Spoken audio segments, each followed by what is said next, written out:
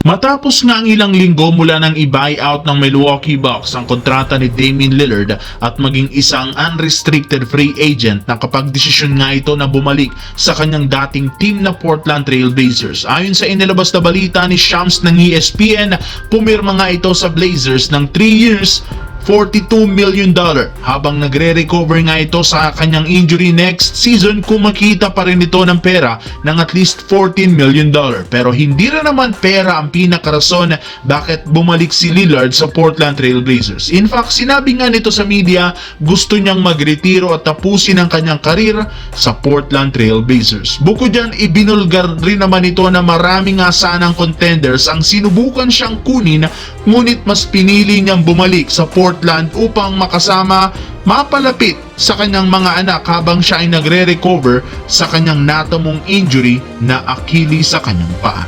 Samantala, ibinulgar nga po ng isang insider gagawin ng lahat ng Los Angeles Lakers ng paraan para makumbinsi si LeBron na manatili sa team ng mas matagal pa. Kaya kukuha nga sila ng mga bagong player na makakatulong sa kanya para magkampiyon. At una sa listahang kinukonsidera na lang kunin ay ang free agent guard na si Gary Payton II, na isang defensive-minded player na sasakto sa kanilang target na bagong isang point of attack defender. Sinigurado rin naman na mas mapapasulido ni Payton ang kanilang depensa, lalo ang rebounding na siyang isa sa mga kahinaan ng Lakers last playoffs. Ayon sa balita, wala na rin naman ngang balak pa ang Golden State na panatilihin ito sa kanilang lineup, kaya mas may pagkakataon ngayon ng Lakers na agawin ito sa mga susunod na araw.